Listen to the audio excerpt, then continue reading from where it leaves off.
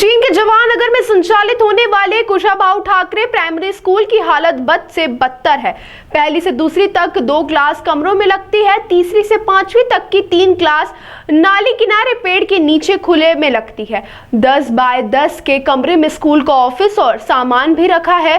पिछले 10 साल से स्कूल की हालत ऐसी ही है। स्कूल की टीचर निहारिका कोठारी कहती है कि 2015 से स्कूल इसी तरह सुविधाओं के अभाव में संचालित हो रहा है।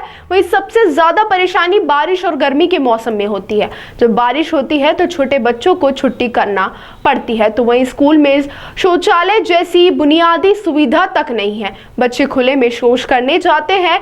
आसपास कॉलोनी की बसाहट की वजह से दिक्कतों का सामना करना पड़ता है। सबसे ज्यादा परेशानी महिला टीचर और छात्रों को होती है। वे टीचर बताते हैं कि नए भवन का काम शुरू हो चुका था, लेकिन इस पर पुलिस विभाग ने आपत्ति ले ली। स्कूल शिक्षा विभाग ने जमीन की पड़ताल के बगैर काम शुरू कर दिया, इसलिए काम रोकना पड़ा। इसके बाद किसी ने सुध नहीं ली। हालांकि अधिकारियों ने स्कूल के शिक्षिका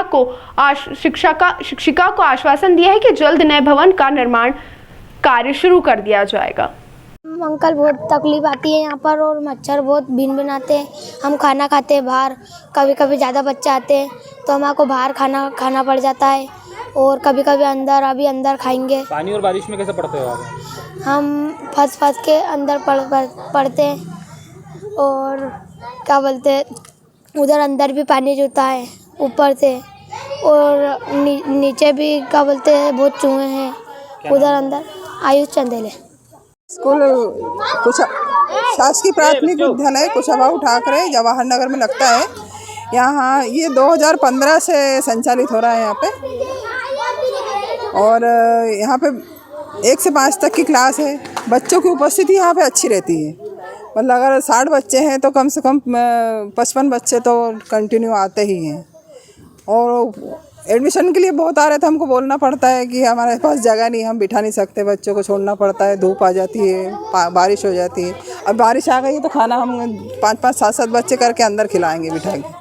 पढ़ाने की किस तरह की समस्या आती है बारिश में? पढ़ाने में बहुत समस्या है। पानी धूप में बैठे रहते बच्चों को सिर दुखने लग जाता है। कोई कह रहा हमको ऐसा हो रहा है, फिर अंदर बिठाते हैं।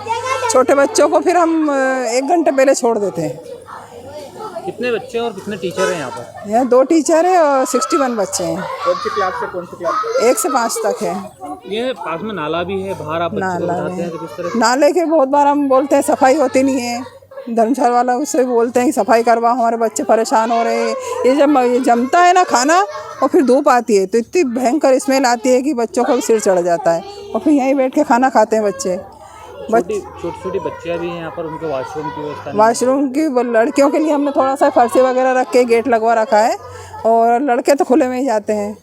शौच वगैरह के लिए हम पास में मैदान भेज देते हैं, कोई बच्चों को आती है तो। आपने प्रयास भी कराया इस स्कूल को बनवाने? प्रयास बहुत हुआ, बीच में भी बहुत सारे रिपोर्टें गई भी सही, और कलेक्टर तक भी गए हैं, भोपाल तक भी, हेल्पलाइन पे भी गई है सूचना। शिक्षा विभाग की तरफ से जो सालाना आता है उसमें कोई अनुदान दिया अभी तक? नहीं, अभी तक कुछ नहीं।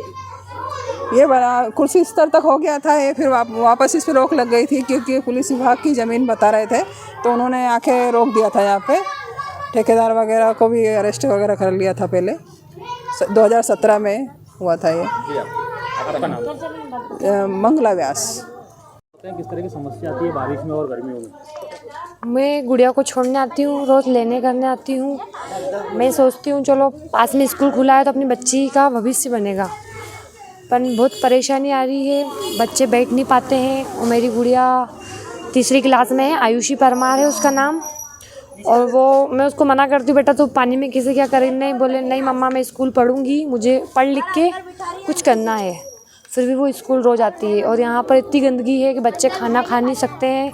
नाली पानी की सुविधा नहीं है, लेटरिन बाथरूम नहीं है। और बच्चे अभी बारिश के चक्कर में बच्चे बहुत, नहीं तो बहुत स्कूल में इतने बच्चे आते हैं, पर मैम ने अभी मना कर रखा है। कितना बड़ा कमरा है यहाँ? यहाँ पे छोटा ही कमरा है।